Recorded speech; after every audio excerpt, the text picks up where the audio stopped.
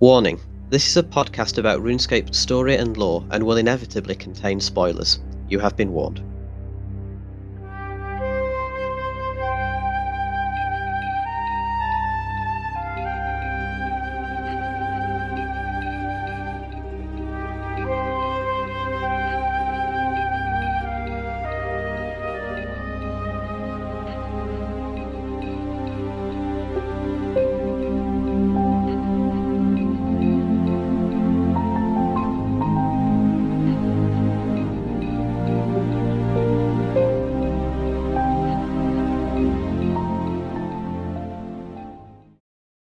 Welcome everyone to the first lore podcast in a small series.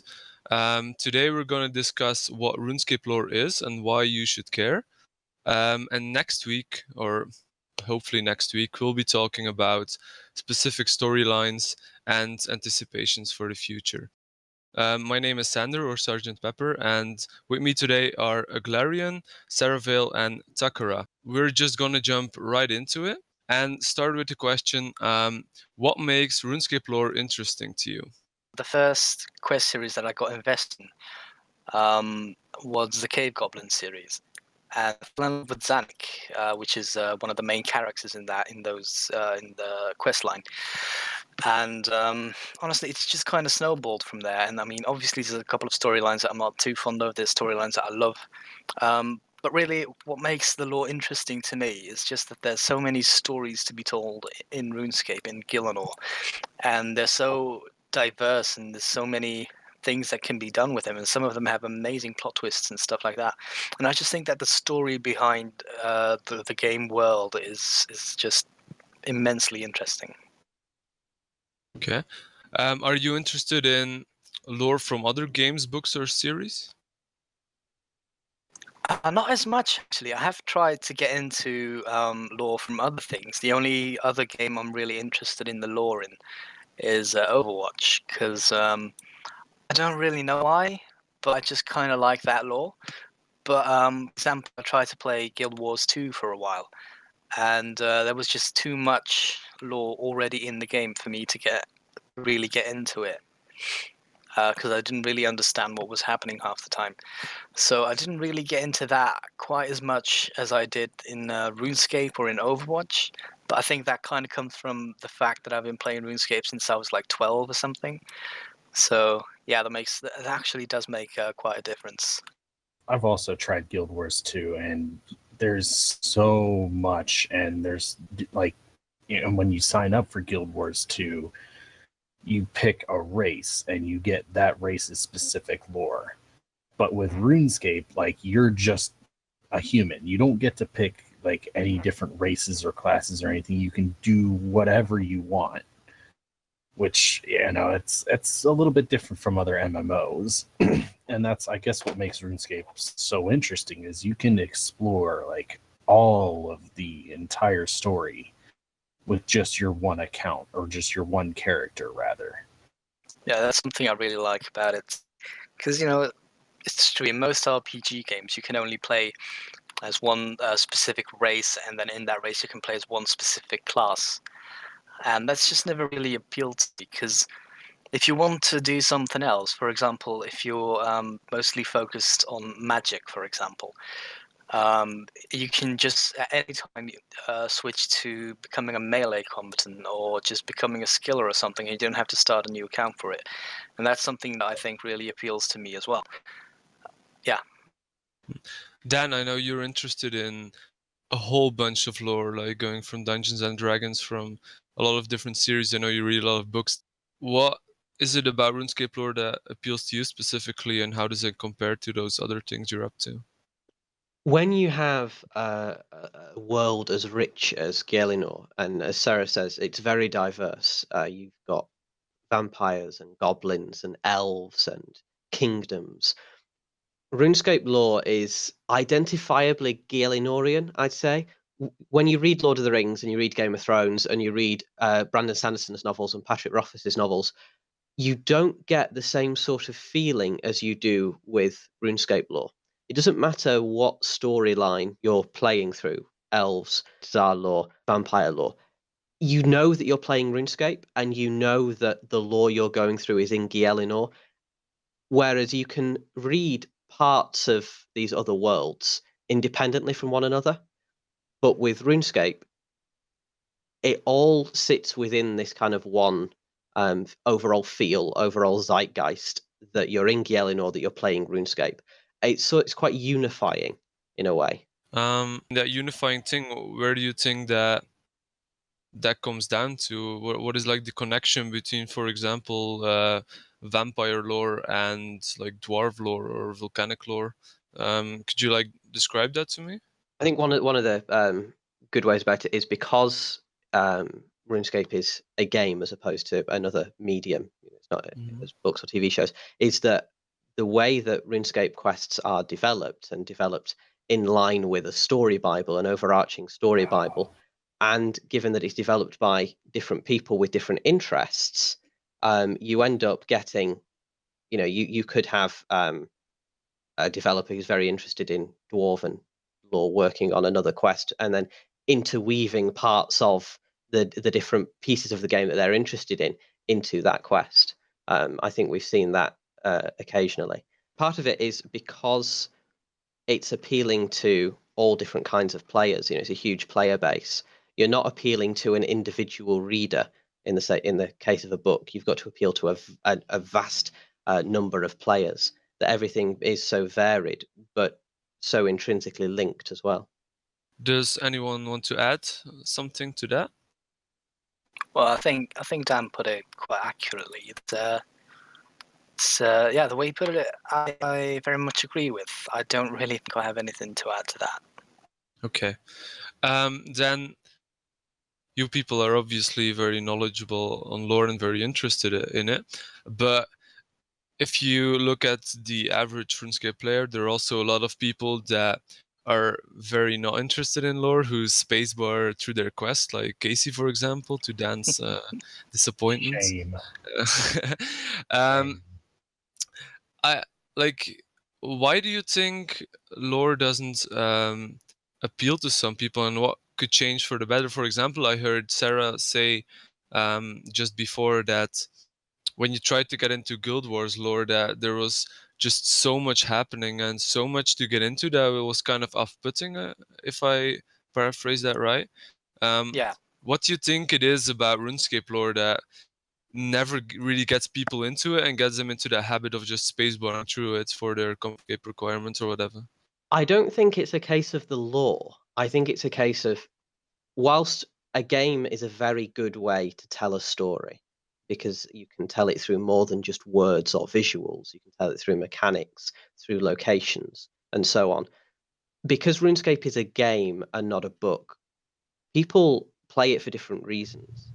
And you could have Lord of the Rings style lore, epic fantasy lore that that appeals to a wide variety of people as RuneScape lore or as a game, and people would still spacebar through quests. People would still skip dialogue because that's not what they're playing for. It's not necessarily the lore that's the problem, but rather the fact that it's bundled into a quest. The best way to get people interested in lore is to have a diverse range of ways in which the story is told, not just through quests. So we have things like the Fremnik sagas, we have mini quests, we have even just things being told through mini games, different pieces of lore, getting lore from boss drops and things like that.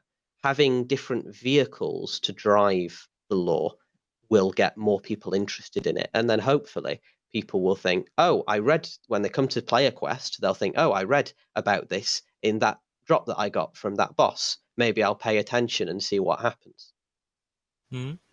That's a very good point, yeah. Although I mostly think that, and I do agree with what Dan said, that people have different play styles, and whereas I'm very interested in the lore, and I like to read everything in the quests, some people just care about the actual gameplay rather than the story behind it. And I think that's the big thing that we have to identify, is that just because you make a bigger effort to include lore and stuff, to make lore more accessible, doesn't mean that people are going to be more interested, because a lot of people are just going to be, oh, I don't care, I just want to boss, or I just want to do Slayer, or I want to raise my skilling levels and stuff like that. Whereas other people are very interested and very invested in the lore. And honestly, it just depends on a person-to-person standpoint, because like Dan said, you could have a massive and vast epic fantasy lore like Lord of the Rings or Game of Thrones, and there's still going to be people who only watch Game of Thrones, for example, for all the gore and all the fighting and stuff like that that happens in there. So I think that's important to note, that people just have different interests, and they're not always going to be as interested in the lore and the story as other people are. Now, okay, if we put aside the people who just want to play RuneScape and just aren't interested in lore as a whole, but what if we now focus on people who do want to get into lore, but are in that position, as Sarah worded before, that they feel like there's just so much, and okay, we're in the 6th stage now, and we're going to talk about that next week. What is happening, and there's so much, and I don't want to do hours and hours of reading to get into something. What advice could you give to those people to, if they want to get into lore? What do you think is a good place to start? And perhaps, like, how did you start? So what advice could you give to those people?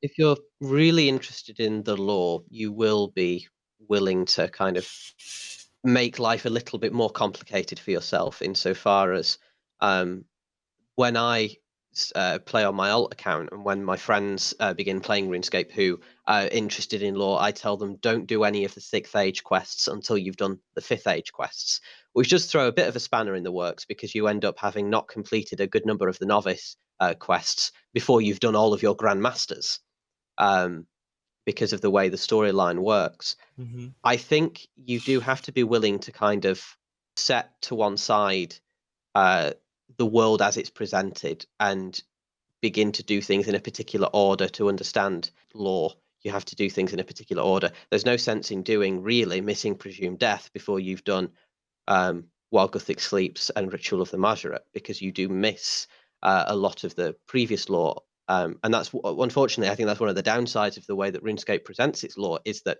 it isn't linear. That's great insofar as it lets you jump in and jump out, but you have to really go out of your way to make sure that you're doing it in a particular order.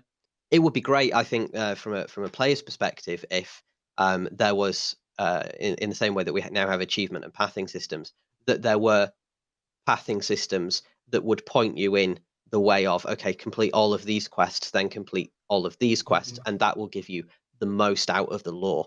Because obviously, I think, as we say, not everyone is actually going to be interested in whether or not that's all of the lore and they've accessed it in the right order. But for those that are, I think that would be quite valuable.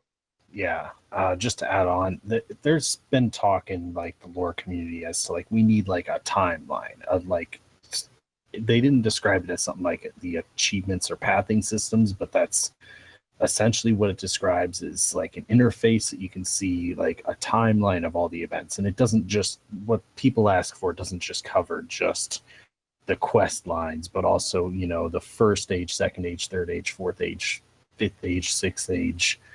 And that's what people have been asking for. And it's honestly not too bad to do most of the quests out of order. I would not recommend doing Missing Presumed Death without all the recommended stuff, because you do miss out on stuff for not having done the recommended things. And you definitely miss out on stuff in the World Wakes if you don't do all the recommended quests. But I think they have been moving away from that. Well, that's an interesting thing Dan said. Do you think Jagex should warrant the right order to do quests in more? Should they do more effort to show people what the right order is to do quests if you're interested in the lore, so that your storytelling experience can be optimal? Absolutely. Yeah, Yeah. definitely. Yes. Yes, the three of us would definitely say yes, that would be brilliant. But of course, the nature of RuneScape is that it is a game you can just pick up and put down again. And if you aren't particularly interested in dwarven lore, you don't do the dwarven quests. That's how it works. Whereas if that was the case, that there were ways for you to kind of either lock yourself out of future content until you've done all of the prerequisites, I think that would probably end up with people having a more restricted experience. I think it would be great if there was, aside from things like the wiki, there are brilliant player-made timelines and recommendation lists. I think it would be good if we did have a sort of official, definitive sort of story timeline that we can say, that Jagex can say, okay, do these quests if you want to maximize the amount of lore, and the experience of accessing the lore. But I don't think it should ever get to a point where it's a required timeline. Though then again, if I think about how it used to be, for example, for like While Gutik Sleeps and Ritual of the Mahiret, you had a lot of quests you had to do, because they were also Grandmaster quests. They have a lot of requirements.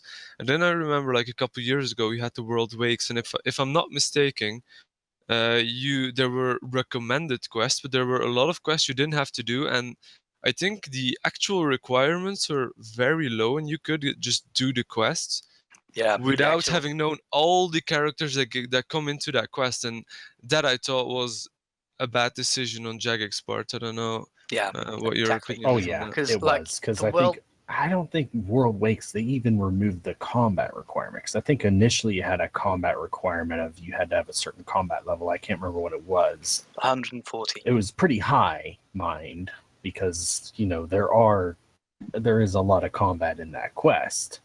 So they didn't want anybody that wasn't quite prepared to do it to just rush in. Plus, the rewards consist of stuff like, that's part of the problem with World Wakes. I've seen people actually recommending, like, no, just forget about doing it in the right order, because the rewards from World Wakes are so important. Sunshine, Death Swiftness, and the butterfly ability. I can't remember that name off the top of my head. Gothic Blessing. But I've seen people recommending that, and I can't really fault someone for doing that, because Sunshine is pretty much, and Death Swiftness for ranged. I mean, they're very important. Like, everybody has to have them now if they want to do any kind of PVM now. But then again, you could say that if it's a Grandmaster quest, then, I mean, what's in a name? And if all those quests before are just, if that quest brings all those different quests together and like closes that storyline, so to say, then could you blame Jagex if they just make those quests a requirement? Because those characters wouldn't be there if you hadn't done those quests, so to say. Yeah, exactly. But that's what they've done with the 6th stage. Currently, the game is in the 6th stage, and they've put it as that the 5th stage quests are taking place in the past. They're like a memory of what you've done. So technically, everything that you've done in the World Wakes has already happened. Everything that leads up to that has already happened. You just haven't experienced it with your character itself yet. But in the lore, it's already happened, and that's how they explained it. Yeah, I disagree with companions here about it being a bad decision to things like the World Wakes and Missing Presumed Death without, to not require that you complete every quest up to that point.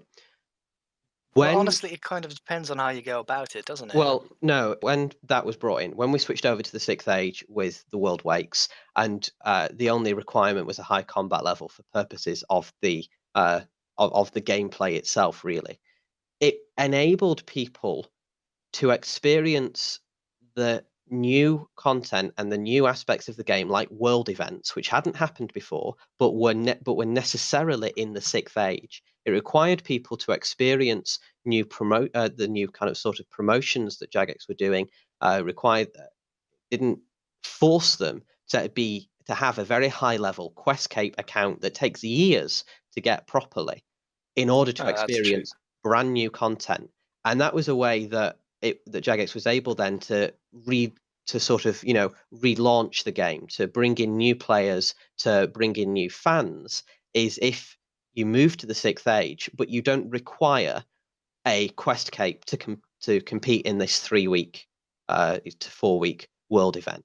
And that being a new style of gameplay, you can't put a requirement on having access to. It just wouldn't work. That's also always had them in free-to-play areas. Exactly. That there was no requirement to Not even experience the game, and one of the things with RuneScape quests up until the 6th Age was that there wasn't really a development. Quests, in a sense, stood apart from the world in that, with the exception of While Gothic Sleeps and the Dragonkin burning Edgeville at the end of it, quests had very little bearing on the game world itself. You That's could true. complete a quest or you could not complete a quest, and it wouldn't really change what areas you had access to, except for little things like the Champions Guild and the Legends Guild. But you could play the game perfectly fine, have access to everything without actually completing virtually any quests. Whereas with the 6th Age, that style of gameplay changed, and you got things like Prithinas and you got things like Menaphos, where to access it, you have to go through story and you have to complete quests. So now that it's linked, now that the content becomes linked to quests, you can't then put a barrier to that access to say, okay, well, from 2010, say arbitrarily, we're going to release a piece of content that requires a quest, but that quest requires you to have completed every quest in the 9 years of the game up to this point. It wouldn't really work. It wouldn't really make the game playable for any new players. So once that transition happened, that we started to see more areas of the game and content of the game put behind quests, you needed to have a clean slate and say that all of these quests now had to have no requirements. Yeah, that is gameplay wise, it's a very good way of going about it, and honestly, it does fit in the lore as well.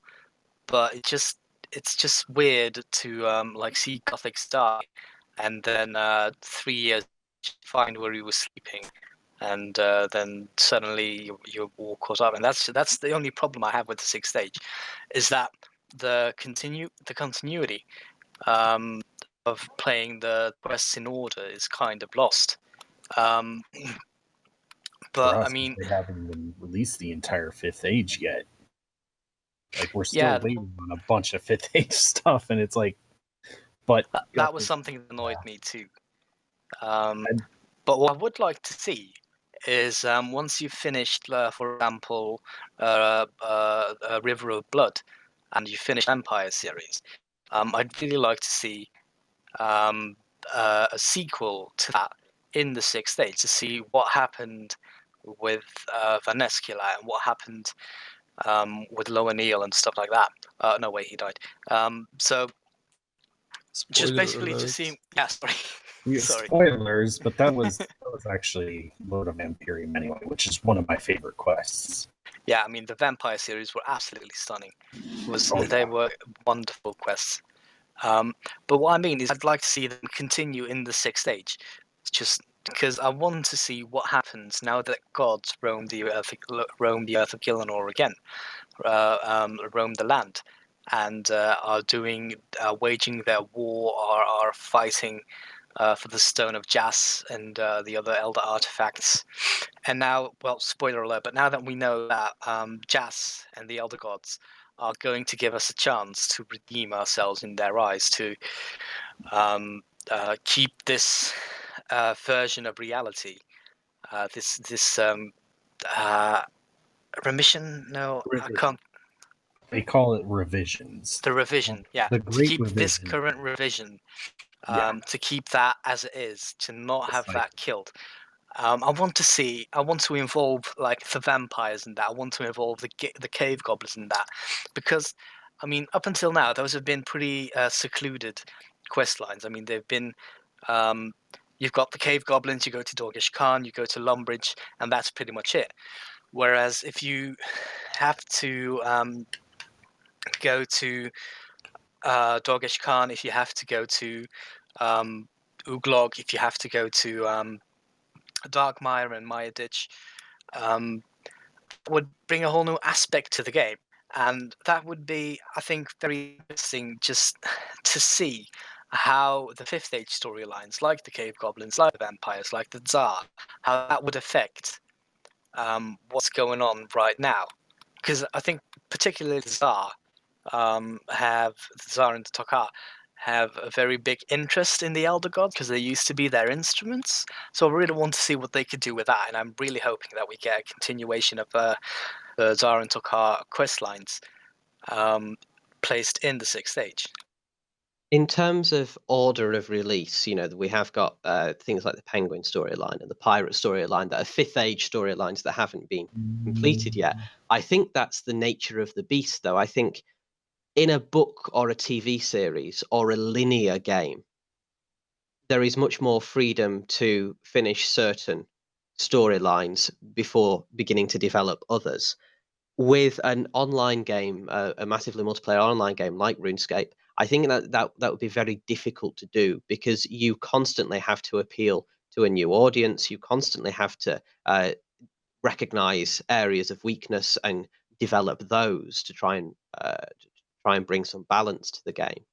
I think exactly. It can't just be sequel after sequel after sequel. Exactly. As much as I would love to only ever have penguin quests, like every quest would be a penguin quest, as much as I would love that, that's not how online gaming works, particularly not an online multiplayer game like RuneScape, where quests are in addition to the world, not the world itself. Games like Fable, the Fable series or the Halo series, you complete a storyline, and that is the world in a sense. Whereas RuneScape, Gielinor is apart from the quests. As I say, you can play the game without ever completing a quest and still have an enjoyable experience. Yeah. So I think that's the nature of the beast, is that new areas have to be developed at different times. And then yes, it's great when Jagex does go back and revisit old storylines, and that's one of the good things that's coming out of kind of the dropping of the expansion things, and the unfinished business, is that we will be seeing some more 5th age stuff.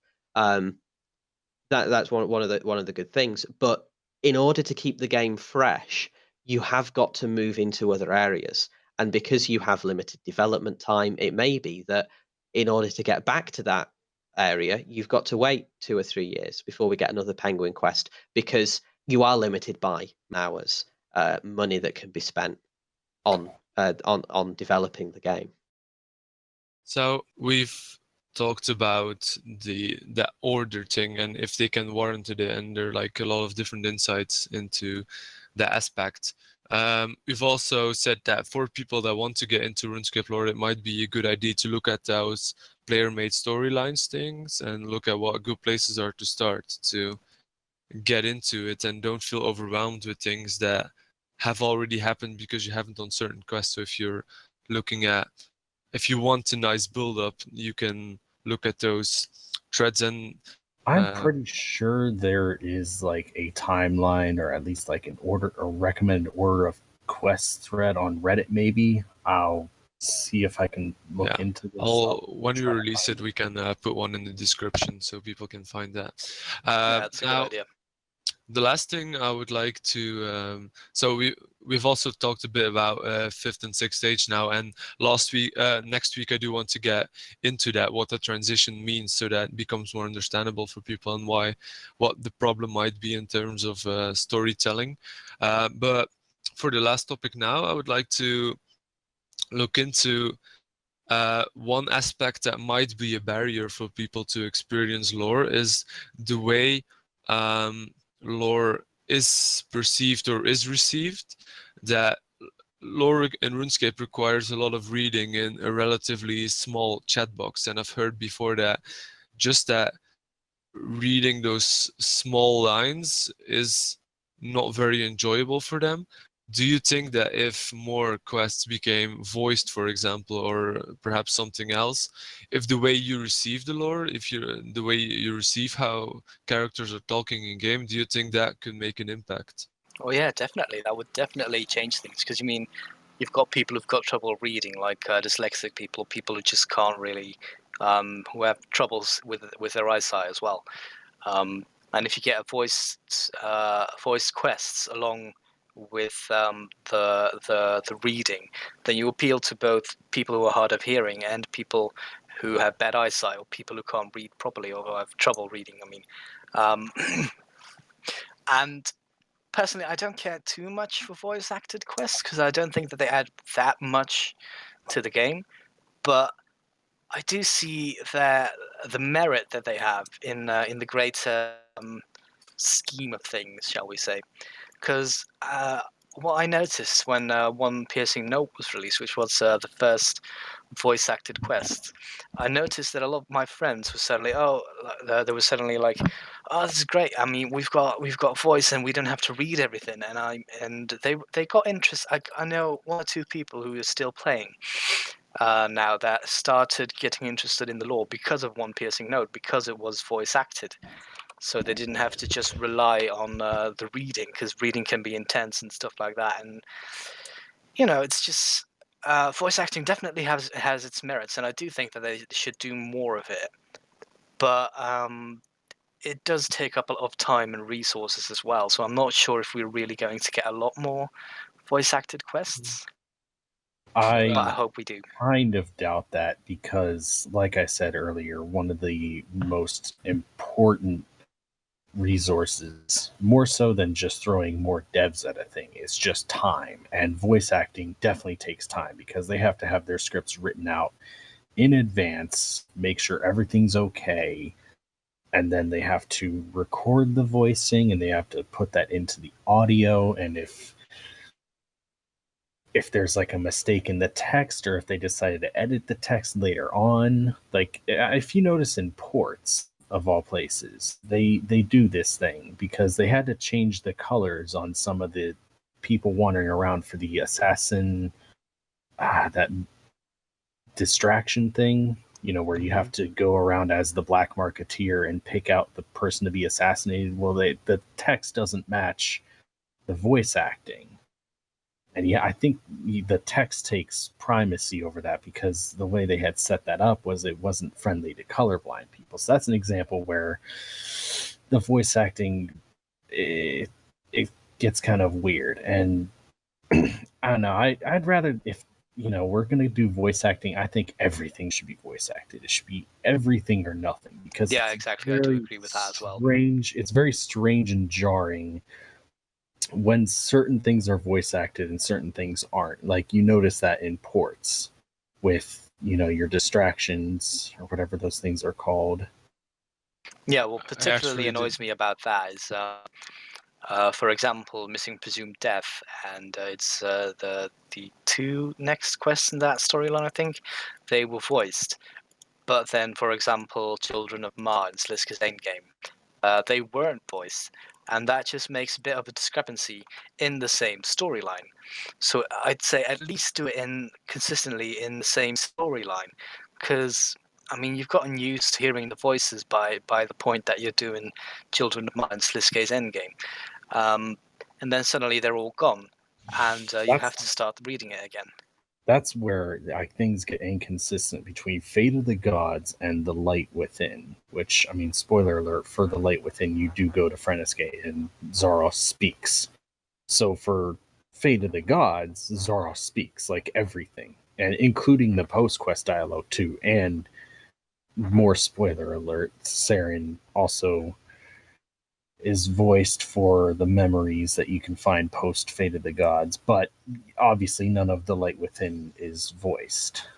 So that's a bit of a strange problem that we have, because it's the same character. You can be talking to the same character, and certain things will be voiced and certain things won't.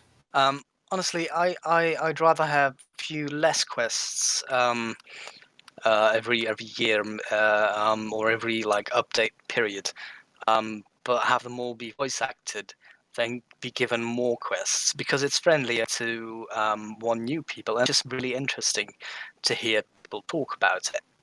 I mean, to hear people in the actual game world talking, to hear them have their own voices and stuff like that. I think that's really interesting. But yeah, I mean, it takes up a lot more resources, so it's unlikely to happen, sadly. Yeah. So I No, go ahead. kind of disagree with Sarah there, because I just want more quests. I'm kind of being selfish here, but ever since 2013, there's been a severe drop off in quest releases per year. Like, it's staggering if you look at it. Now, a lot of the 2012 quest releases were like reworks of older quests, which might have shown that they were getting ready to shift towards a new way of making quests. But for some reason, we just don't get as many quests as we used to. And I think that needs to change. And in I've order actually we can't have voice acting in every quest. No, they wanted just to do voice acting for just god quests, like your Fate of the Gods, Missing Presumed Death.